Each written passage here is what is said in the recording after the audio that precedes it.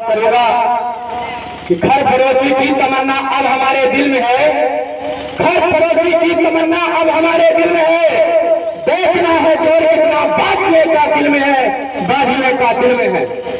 मैं अपनी बात रखने से पहले करुणा के सागर तथागत गौतम बुद्ध करोड़ पीड़ित वंचित समाज के मसीहा संविधान निर्माता बाबा साहब डॉक्टर भीमराव अम्बेडकर जी आज जिनकी जयंती है, अंधविश्वास, पाखंडवाद, रूढ़िवाद के घोर विरोधी पेरियार के.वी. रामास्वामी जी एवं बहुजन समाज को कुर्सी में बैठने का अधिकार देने वाले मानवर कांति राम साहब जी, आरक्षण के जनक छत्रपति साहू जी महाराज, ज्योतिराव फुले जी, माता सावित्री बाई एवं पेरियार ललई सिंह यादव जी, मैं उन तमाम महापुरुषों को नमन करता हूं जिन्होंने आज हमें बोलने, बैठने, उठने और खाने पीने रहने की आजादी दिया। और मंच में विराजमान नाम लेने में बहुत समय लगेगा, तो जितने भी अतिथि आए हैं मैं सबको धन्यवाद ज्ञापित करता हूं। साथियों, अभी तक वक्ताओं ने आपको पेरियार के.वी. रामास्वामी एवं तमाम बातें बताई हैं। मैं कुछ अलग बातें बताना चाहता हूं, क्योंकि मैं इसमें प्रकाश नहीं डालूंगा। मैं वो बात बताऊंगा जो आपके समझ में आएगी। मैं आपसे बात पूछना चाहता हूं कि आज तक आप बताओ, कुर्सी में बैठने के लिए इस कार्यक्रम के अलावा अन्य कार्यक्रमों में आपको किसने कहा? कोई जवाब है? बताओ। इस कार्यक्रम के अलावा अगर उधर कार्यक्रम हो रहा है तो क्या आप लोगों को कुर्सी में बैठने के लिए कहा गया है? बताइए, तेज आवाज से बताइए, कंजूसी न करिए, बताइए कहा गया है? इस तरह की दरी तुम्हारे लिए बिछाई गई है, बताइए, सोचिए, इस तरह के पंखा तुम्हारे लिए लगाए गए हैं, बताइए। मुंह बगरा करके एक कोने खड़े रहते रहोगे, लेकिन तुम्हें बुलाने वाला कोई नहीं आया होगा। आज हम घर तुम्हें बुलाने जा रहे थे, सुबह से लेकर अभी तक मेरा पैर दर्द करने लगा कि भैया बैठ जाओ, मातारी बैठ जाओ, भाइयों बैठ जाओ, बुजुर्गों बैठ जाओ, लेकिन यह समाज इतना नालायक है कि कहने से नहीं बैठता। और रोटी खाए जाए तो सुनहरे में अछेरी के लड़ी है, वो खा के चले ये। अब तो मुझसे बताओ, हकीकत कह रहा हूं कि नहीं, सही कह रहा हूं कि नहीं? यह कार्यक्रम सिर्फ इसलिए लगाया गया है कि बाबा साहब अम्बेडकर जी ने, अभी कुशवाहा जी बता रहे थे, और यहाँ एक जात के लोग नहीं बैठे हैं, परिचय करा दी, पटेल जी और मैनेजर साहब जी, पटेल जी, बाई, कुशवाहा जी, यादव जी, वर्मा जी, यहाँ हर जाति के लोग बैठे हैं। ये न सोच लेना कि एक जाति का कार्यक्रम है, एक जाति का आदमी बोल रहा है। क्यों कह रहा है? क्योंकि अभी वीरेंद्र जी ने आपको बताया था कि पैर से पैदा होने की कोई जगह नहीं है, लेकिन तुम्हें पैर से पैदा किया हुआ बताया गया है और तुम मान लियो। ठीक इसी पैर से पैदा होने के कारण तुम्हारा कहीं मान सम्मान नहीं होगा। तुम चाहे जितने अच्छे कपड़े खरीद कर पहन लो, लेकिन अगर घर जाओगे तीसरी का आधा खून तो हो ही जाएगा। गाड़ी से अपने चलते हो, कपड़ा अपने पहनते हो, जैकेट अपना पहनते हो, अपने मकानों में रहते हो, लेकिन खून उनका खोलता है। ऐसा होना चाहिए कि नहीं होना चाहिए? ऐसा नहीं होना चाहिए। ये बात हम आप लोगों को बताने आए हैं। लेकिन आप तो चाहे जितना बताया जाए, चाहे जितना बुलाया जाए, चाहे जितना कहा जाए कि कार्यक्रम है बाबा साहब भीमराव अम्बेडकर जी का, लेकिन आपके पल्ले पड़ने वाला नहीं है।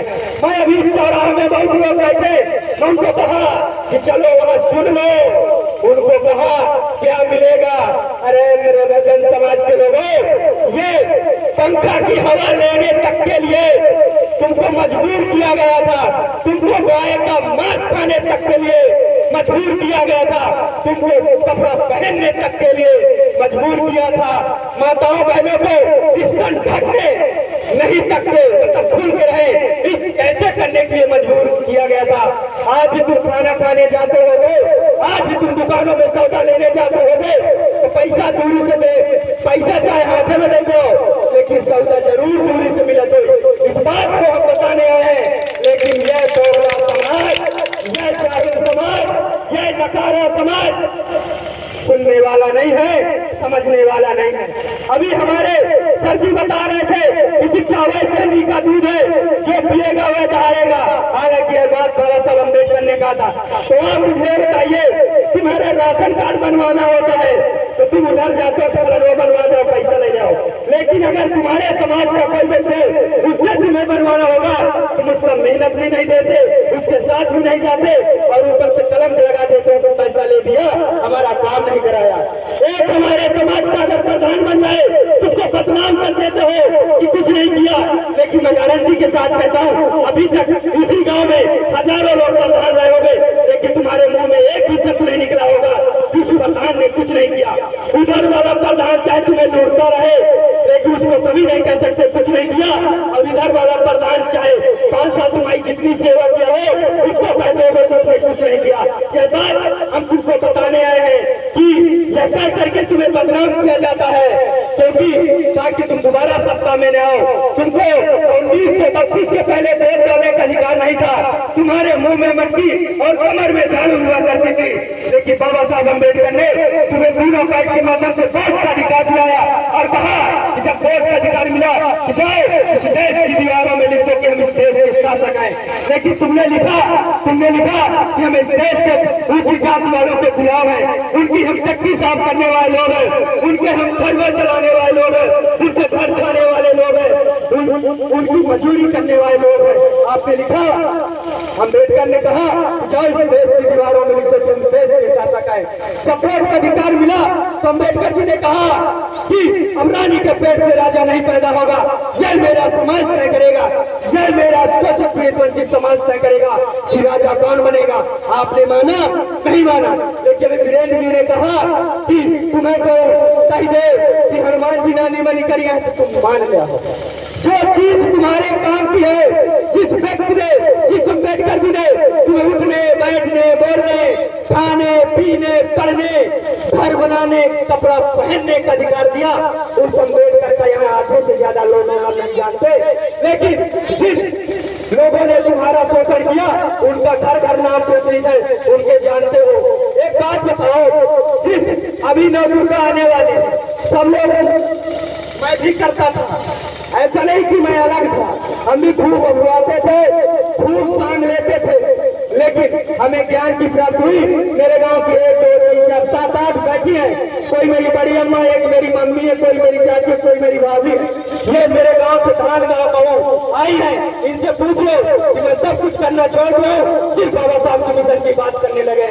अरे जो ईश्वर अपनी मंदिर में माचिस जला करके दिया नहीं जला सकता, जो ईश्वर खुद के घर में उजाला नहीं कर सकता, वह क्या तुम्हारे जीवन में उजाला करेगा?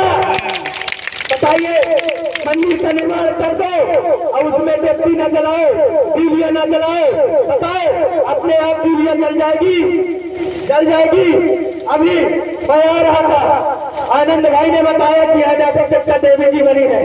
तार्की का बात मैं बता रहा हूँ, एक व्यक्ति देवी जी बनाता है, उसको 5000 की बेच लेगा, एक कंटीनाधारी आएगा, उसको पुराण डालेगा, तुम 9 दिन भी हो जाओगे कि नहीं। एक व्यक्ति गोल टोकरी में मंदिर बनाया, उसको बेच लिया, अगर उसमें शक्ति होती तो बेचता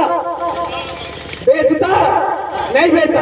लेकिन हम वाला आई, तुम्हें बस्ती आई, तुम प्राण आई, तुम भूतिया जाइयो, 9 दिन आरती करियो, गंगा जी में समझना बड़ी बात बता रहा हूँ। मेरे कहने का मतलब, एक व्यक्ति मूर्ति को बनाता है, उसको बेच लेता है, वह अपनी मेहनत का पैसा ले लेता है। एक उधर वाला व्यक्ति आता है, कहता है माता रानी की बहुत शक्ति है। अगर शक्ति होती तो बनाने वाला करोड़पति नहीं बन जाता। बताइए। और अभी कुलदीप भाई पटेल जी ने कहा कि महिलाएं बहुत तेज व्रत रहती हैं।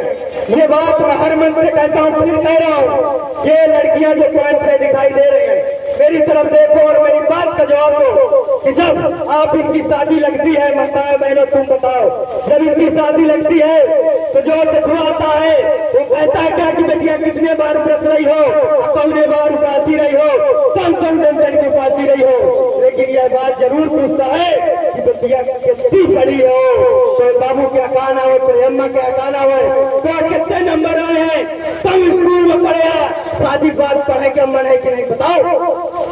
एक ही बार वो व्रत का नाम लेता है, एक बार कोई देवी देवता का नाम लेता है, मतलब शादी भी होती है तो चाहे लड़का की हो चाहे लड़की की हो, यह जरूर कहा जाता कि बेटवा कितना पढ़े, बिटिया कितना पढ़ा है, लेकिन यह नहीं कहा जाता कि बिटिया कितने उपासी रही है, गाँव बाई उपासी रही है। ये बात यह महामूर्ति आपको बताने आए हैं, लेकिन तुम लोग इतने एहसान फरामोश लोग हो कि उधर वाला कह दे कि आज कीर्तन बैठी, आज नौटंकी होगी, आज पैसा ही नाचे, तुम बिना बुलाए चले जाओगे, बिना खाए चले जाओगे। जब तुम्हारे घर के अंदर वाले कठरिया में पैसा चल रही है, वहाँ पर लेके जाइए, वहाँ से खाए हो,